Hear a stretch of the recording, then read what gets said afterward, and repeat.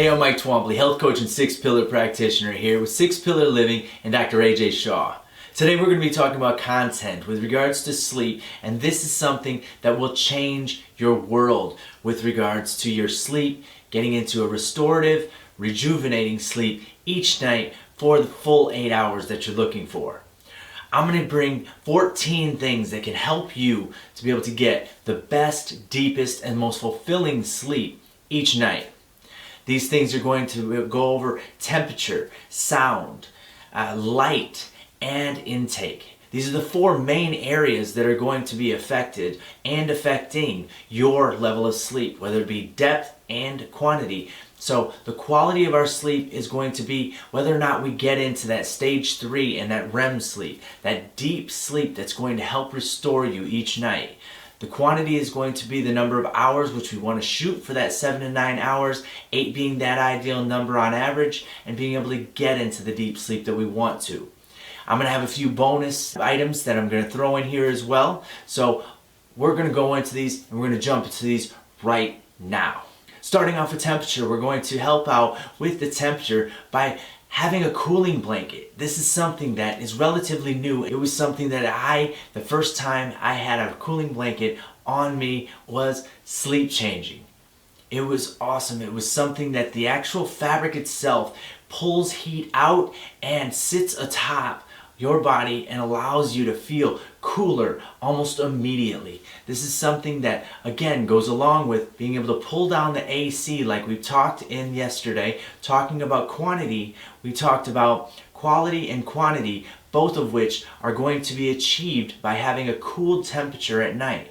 Remember, 2 to 3 degrees each night. When the sun goes down, we actually are allowed to fall asleep in this way in a very natural setting. When we come into homes and our AC is set as consistent or regular setting, we never get that drop that happens when the sun sets. What we're looking to achieve when we go to bed is either having the AC drop down or having things like this, these items that can help us to bring that temperature down, so we get that same realization of a cooler temperature in our beds at night, allowing us to fall asleep deep and into a peaceful state, into that stage 3 and the REM sleep that we're all looking for, so that we wake up restored and feeling our very best, ready for our day. The second thing that we can have is a fan. It seems very simplistic. It is something that's been around for decades. This is something that has been used for many, many years, and it is something that transitions and crosses over both the sound barrier and the temperature barrier with regards to our sleep. Now, sticking with temperature for now, we're going to talk about the fan itself. Make sure that your fan, whatever you get, whether it's oscillating or it's a constant directional fan, make sure that you're keeping it at a light enough level that it cools you, but not so heavy that it distracts you. Now, too much air at one time can distract your sleep, and it can cause a negative outcome and move in the opposite direction. And finally, the third thing that we'll talk about temperature is going to be socks. Now remember, when you go to sleep at night, you want to be cooled. You want to have the temperature on the outside from the AC cooler, from a fan cooler, from a cooling blanket cooler. The one thing that is very, very important to remember, though, is that our bodies naturally need to have warm hands and warm feet. So the third item is going to be some socks. Now, these can be just your run-of-the-mill socks, or they can be a nice wool sock or something of that nature. But whatever it is, get something on your feet each night so that you can ensure that the ends of your limbs are kept warm as the core temperature is dipping down and dropping down, ensuring that you get the very best sleep you possibly can and are not distracted by the fingertips getting cold or the toes getting cold. So let's step out of temperature and let's step into light. Now, the first thing is some blinders or a face mask. This is very, very key for us to be able to block out the light, something that we can throw over our eyes, throw over our head, making sure that this is not something that's going to block or compress the nasal cavity. Very, very important, because as we sleep, we want to be breathing almost exclusively out of our nose. We want nasal breathing to be our primary source of intake and exhalation of air during our sleep. While we're sleeping, we want to make sure that we're not depending on breathing out of our mouth. Once we get into stage 3 and beyond into REM sleep, our muscles are paralyzed. During this time, they are so that we can have these dreams and we can really go through this dream sequence itself. We have the possibility of the tongue getting in the way of and obstructing our breathing. So when you pick your face mask, make sure it's something that gives a little bit of space between the bridge from one eye covering to the other.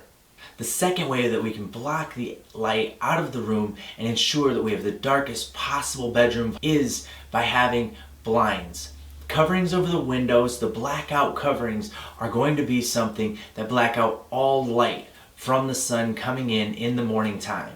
Now this is something that allows us to block out not only morning sun if you're going to be waking up after the sun rises, but also the next door neighbor's lights, the floodlight on the next door neighbor's house or the building outside of your building.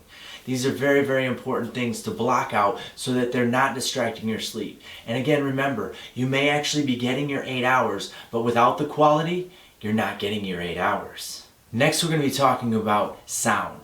Blocking out the sound is incredibly important. So getting a pair of earplugs can really help to be able to get into the deep sleep that we're looking to achieve and stay there for the whole 8 hours that we're looking to get each night. Second part of that is possibly even adding some sound that's going to help you get into the sleep, into phase 1 and phase 2, and be able to carry you through with some white noise. Now, some people will get this in the form of a white noise machine. Great way to go. It is something that has been on the market for quite some time now. However, you can get this for free as a white noise app as well. So either way, having something that's going to give you this white noise sound of, say, the waves coming in, the crackling of a fire, the rain drops coming down onto a tin roof. There's 1,000 different sounds that are out there, and these apps are packed full of them. If you get a white noise machine, it is going to be something that has a handful, but it's certainly not going to be to the degree that you will have in an app that you can get on your phone, starting as early as today. Get the app downloaded and start using it tonight. I'm sure you're going to have a better night's sleep as a result of having this white noise added to your night experience. And while we're talking about apps, this is a great time to step into intake. The fourth and final factor that affects our body's ability to be able to get to rest at night.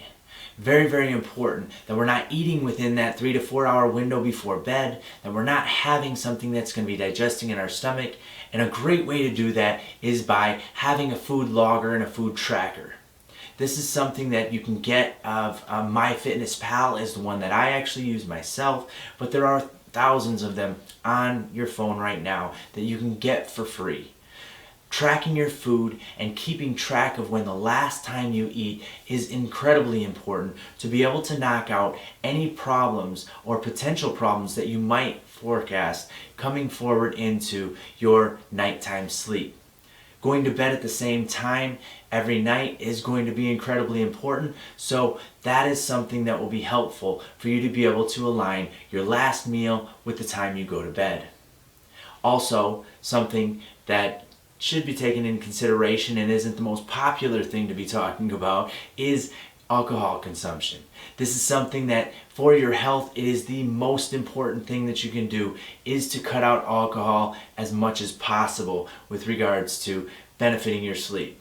However, if you do have something to drink, make sure it is something that is not getting close to your bedtime, and the consumption is at a very low level so that it can clear your system long before you get to the point of going to sleep. Now, that can be tracked in your MyFitnessPal as well, so get your app today, get one of them, of the thousands that are out there, download it and start tracking your food and your intake, whether it be alcohol, food, or any kind of drugs and Ambien and these types of things. It's very, very important to start keeping track of what you're taking before bed, whether you think it's for your sleep health or not. Remember that we talked about this yesterday, that the sleeping pills get you to sleep, but they don't get you into deep sleep. They get you into the phase 1 and phase 2 sleep, but they don't get you into the 3rd and 4th restorative sleeps that we're all looking for and we all need to be able to get up the next morning and be our best. And finally, stepping out of the 4 main factors that we've talked about already, we're going to step into some things that are just helpful tools to be able to help us get to sleep at night and stay there, as well as monitor the type of sleep that we're having. Our sleep experience and the quality can be monitored in things such as a Fitbit. This is a great thing to be able to get, whether it's a Fitbit or a heart rate monitor or something that is actually a sleep monitor, and that's what its design is for. These are all very, very important things, and this can actually be gotten in the form of a ring these days.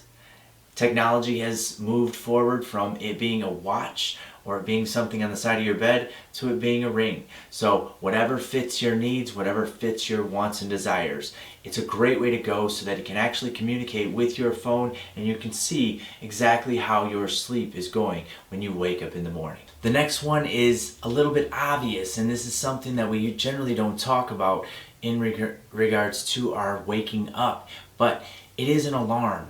This is something that makes sure that the alarm that you get, whether it be your phone's alarm or an alarm that is an actual machine, again, just like with the sound machine, this is something that's very important for you to have so that you can set your wake time and set your sleep time consistently, both on the weekends and the weekdays, trying to keep this within an hour of each other always so that you can ensure that your rhythms are beginning to be put into alignment with a very solid, consistent waking and sleeping time. Remember, consistency is key with regards to your body getting the full 8 hours and getting high quality sleep. If your body anticipates that it's going to be getting up and going to bed at a specific time every night, your body will be more apt to allow you to fall peacefully into sleep and get into deep sleep sooner, as well as get up in the morning to be able to begin your day fresh and feeling your very best. The next thing that you can do is get a meditation app lined up on your phone. Guided meditation is a great way to begin stepping into meditation. Now, whether it's meditation traditionally or a breathing app, it doesn't make a difference. What we're looking for is you to be able to get into a peaceful state of mind and a peaceful physical state before you step into bed.